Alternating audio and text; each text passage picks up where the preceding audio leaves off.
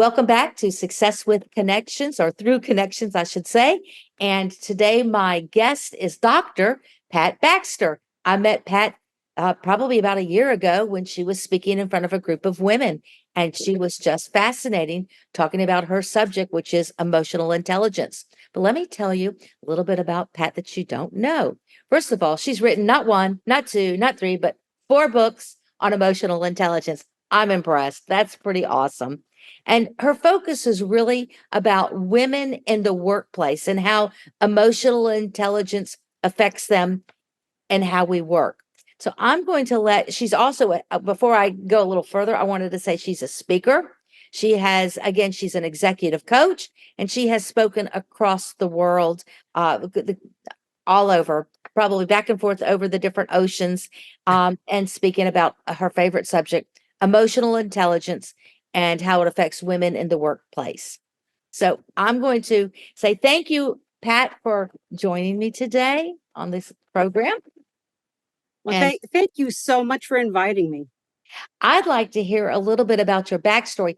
How did you get interested in emotional intelligence, and what propelled you to go forward with it?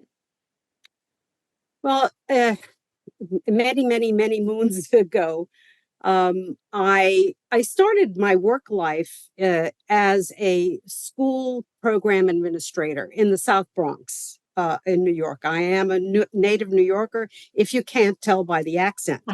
It's there. There. And sometimes the attitude as well. I understand that. And you're right. I've traveled all over the world, and what's really fascinating to me and what you focus on is connections. And they're everywhere, everywhere. And what's been interesting is as you mentioned, I've traveled all over. I've done presentations at conferences in Europe, in Asia, and what's been interesting for me to reflect on is that the one connection that got me started lived across the street from me in New York. It was interesting. It was a neighbor. He was a vice president at an insurance company. And we were talking as neighbors do. And I was telling him a little bit about the work that I was doing with this program. And he says, corporate America could use someone like you. Let me put you in touch with my headhunter. And I'm like, headhunter? What's that? Oh. And I had that conversation. They were looking for someone to head what eventually became a huge initiative in one of the largest banks in Wall Street. And that was the integration of technology into their business. And that was not an easy thing to do because people were absolutely frightened out of their mind with what technology would do to their work, their relationships. And Wall Street is one of those places where I have to say the 20th century left with a whimper and the 21st century came in with a bang. So that's what my work was about, was helping this particular organization assimilate technology, get some senior executives, and this is true. When I was trying to get senior executives to even touch the computer, one said to me, executives don't do keyboards, secretaries do. Okay. Typewriter. It was like, okay. Okay. And I actually had one break down and cry because he realized the technology was going to decimate his staff, that he would be losing as much as 50% because the technology would be taking on their jobs. So AI today? I'm sorry, what? Kind of like artificial intelligence today. Absolutely. Yeah. Absolutely. You are spot on with that. And I every day, and I'm learning myself a lot about artificial intelligence. AI is like, it's going to be one of the biggest challenges for us as workers, as individuals, as communities. And I've already seen some of the implications of it with some of my clients. So that is, as I say, TBD, to be to be To seen, be determined. Yeah, to it's be true. determined, right? I'll give it a prompt and it blows me away at how it's thinking. I'll give it a very complicated prompt that a person would have to really like, please analyze this, and it does. Yeah. It's amazing. A friend of mine 2 days ago sent me a link. She had to come up with a course very quickly. I forgot what the subject was, but she had to find some way to do it so she could send the outline to her potential client almost immediately. She found a site that literally puts together a workshop with the topics, the sequence, the questions, the materials. And I'm like, what? Just What? took the place of. What? I'm afraid to ask this. What's next? Uh-huh. I know my grandchildren. What's next? I mean, they're born with a device in their hand. Like, oh, you're born. Exactly. Here's your device. Yep. Here, go off. See ya. So that's where I got started. That one connection across the street from me got me on this road of helping organizations assimilate change Mhm. to as much as they could accept the change and then ride the change. Yes, So yes. that's where I was, and I did that. I'd done that again around the world for about 30 years. So talk to me a little bit about this emotional intelligence and why it's so crucial for the success in the workplace. Well, one of the things that I figured out along the way with the changes that I was helping organizations with is that change is all about emotion. Mhm. Yeah. It's it's all about emotion. And like that like that gentleman who literally broke down and cried in front of me. I mean, that's what he was really understanding that he was going to lose what he perceived as part of his family, his staff. And that's all about connection. That's all about feeling the emotions of loss. And that that really was something that always stuck with me. And fast forwarding, at the tender age of 59, I decided to go back to school and finish my doctorate. Oh, wow. So That's okay. I had an aunt well into her 80s when she went back to school to get her master's even. I was like, and she was in her 80s. It's all good. You're doing it. Hey, change is important. I don't like Change. leaving things undone. So I went back to school and going in for my doctorate in organizational leadership. And there comes a time in the process where you have to start to focus on what are you going to be doing your research and your dissertation on. Mhm. And at that time, Daniel Goleman's book on emotional intelligence was extremely popular, very well used. Lots of courses were using it. And one of my professors, Hank Clemens, who unfortunately has passed on, but he was brilliant in terms of how he understood the role of emotional intelligence. As a matter of fact, he started the Society for Emotional Intelligence that's now global. And what I came to understand through Hank was that emotional intelligence is more than a coping tool. It's more than survival, it is thriving. And that spoke to me. And so I dove into what is emotional intelligence, how do we use it, and what happens when you do use it, and even more important, when you don't use it. Would you say that emotional intelligence is kind of like adjusting your attitude, being positive? You can be negative. The glass is half full, it's half empty. That's your feelings and your emotions. it's more than anything else, Zelda, it's being aware of your emotions. The number one skill that I, when I'm working with clients and helping them develop and utilize their emotional intelligence, is self-awareness. Tuning into yourself. How am I feeling? How am I feeling about this? What kinds of, and very often, memories are prompted by your emotions? How are they affecting how you're making a decision, how you're viewing this individual? One example is, I had a client who was really an extraordinary salesperson, but there was one deal that she could not close. And her manager called me and said, "Do you think you can help her?" I said, "Well, let's see."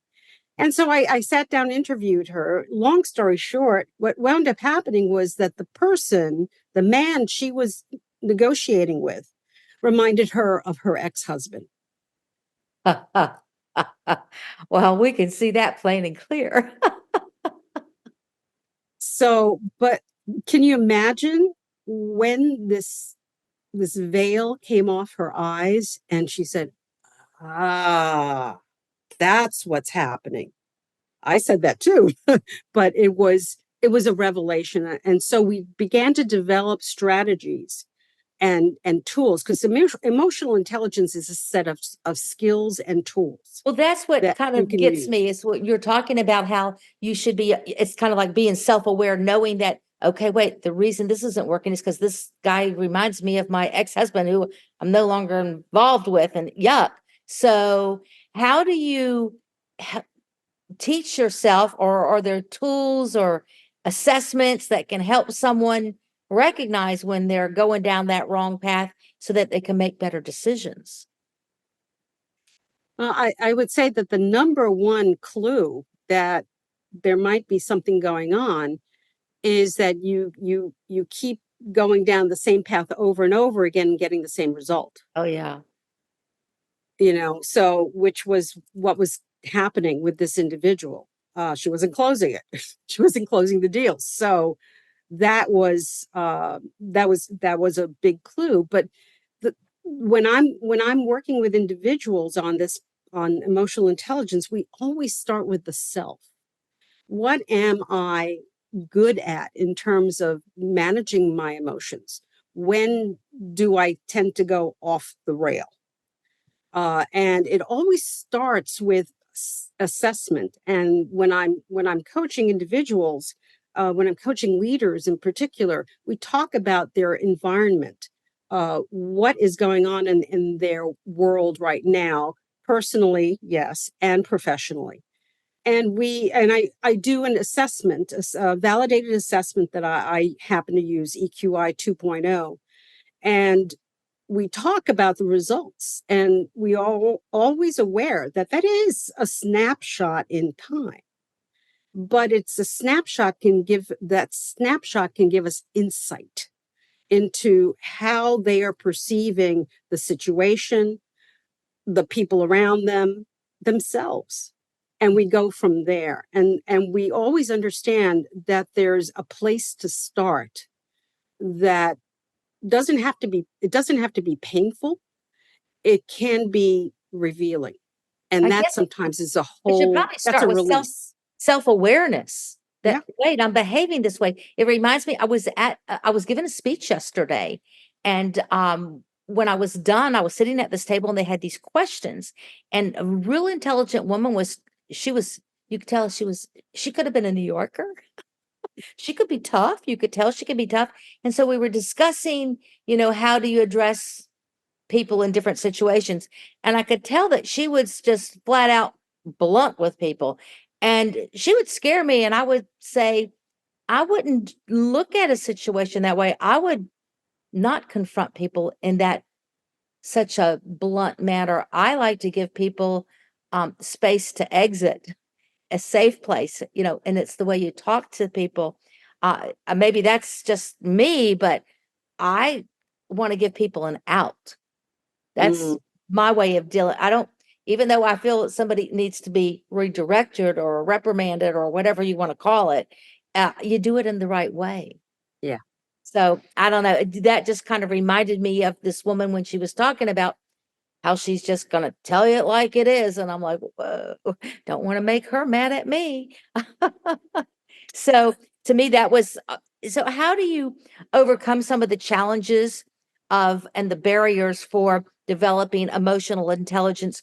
How do you overcome them?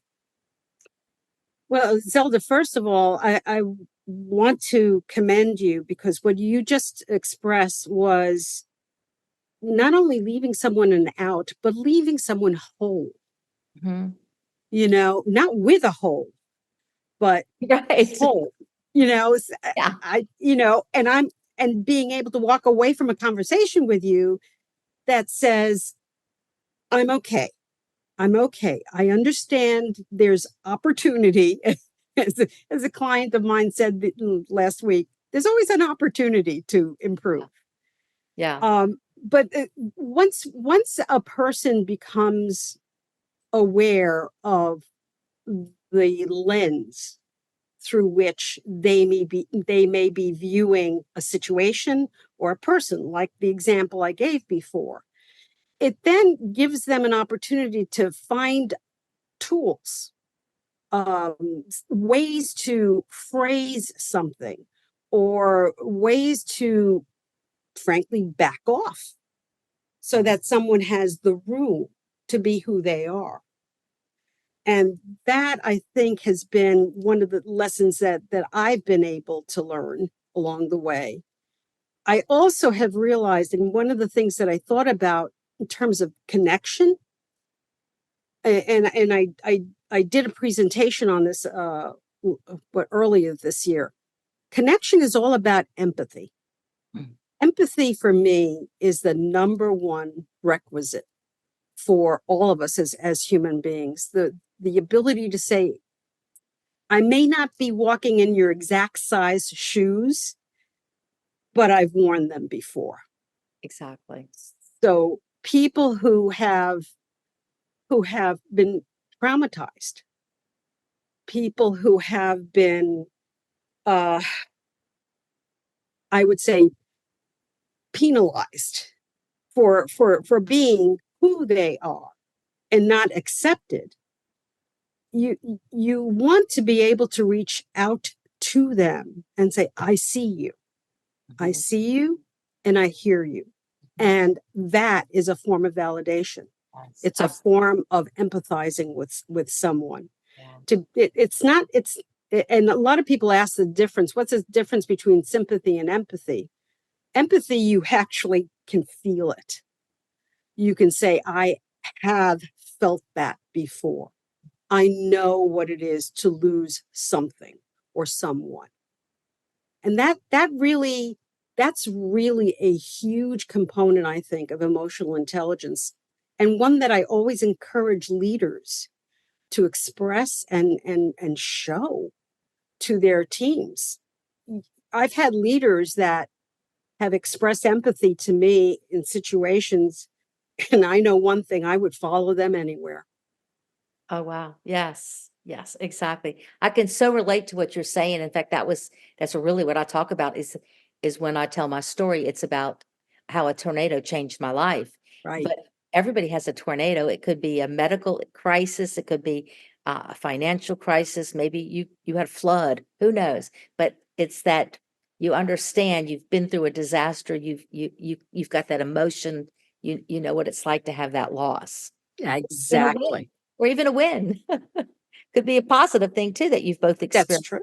So I just tend to think of the negative, but I should be thinking about the positive things that people have in common. Yes, absolutely. So, Pat, you've written 4 books. Tell me a little bit about the books. Well, right behind me here is the first one, Cool Change, which I wrote, purging out my Wall Street experiences. Okay. It was that kind of a purge. But it's really interesting. I spoke, I think it was last week or the week before, to a group here in Jacksonville that was just getting started, and it's a group of young emerging women leaders, the powerhouses that were in that room. I mean, the energy was amazing. One of them happened to have gotten this book. And she said that the lessons that I speak about in there are ones that she could translate to today. And I said, well, then, then my experience has been worth doing that. The other ones that I've written have been about what we just talked about, empathy, and being involved with young women leaders is the third one. The fourth one is, which I'm going to be revising, is about delegation and perfectionism, Okay. which is interesting. This came from What's the someone connection of those? I'm a big delegator. I love to delegate. So what's the connection of those two things? in. I'm glad you asked that, because I had someone call me and said, Pat, you've spoken with our group before. We'd love to have you come back. And I said, okay, great. You know, what topic are you thinking about? And she says, delegation. And I was like, delegation? That's kind of step one, step two, step three. And she said, no, for some reason, our group is having issues with being able to give things away, to give tasks without like constantly monitoring over the person. So I started to do research on it. And there's a lot of research around perfectionism and its effect on how and 'Cause you don't if want to give up women control. delegate. Yeah. And it was just fascinating to me. So the first version, I guess it was a year and a half ago. I'm going to be redoing, because there's more research out there. And particularly now, it's so important for young women leaders to understand perfectionism is not the goal. It's not the goal. You as a leader have, and this is Pat, you as a leader have an obligation to develop your people. Absolutely. Mhm. You will not have people developing if you don't give them opportunities Yes. to, Yeah, yes, make mistakes I know. and Even though screw you up. know they're headed down the wrong path and you know they're gonna make the mistake, they gotta learn. They've gotta learn. Well, Pat, this has been so fascinating. Thank you so much for joining me in this episode because you have given us valuable insights. Just Thank you. light bulb Thank you. moments. They're awesome. So thank you. How can people reach you, get your books, connect with you? Well, there's my website, drpatbaxter.com. And of course, my email is hello at drpatbaxter.com. Real easy. And of course, I'm on LinkedIn. That's great. Well, thank you so much for joining us today. And thank you, audience, for joining us. What a fantastic conversation we've had today. And as a parting, let me remind you to keep building those connections because those connections lead you to great opportunities. And as my audience knows, I am a full-time realtor. So if anyone out there across the nation needs a stellar realtor, anywhere in the United States, from coast to coast, I am connected to some of the best top tier realtors across the nation. So my network is vast. The standards that I have for the other realtors that I refer you to, my standards are super high and your satisfaction is always guaranteed. Till next time, I'm Zelda, Success with Connections.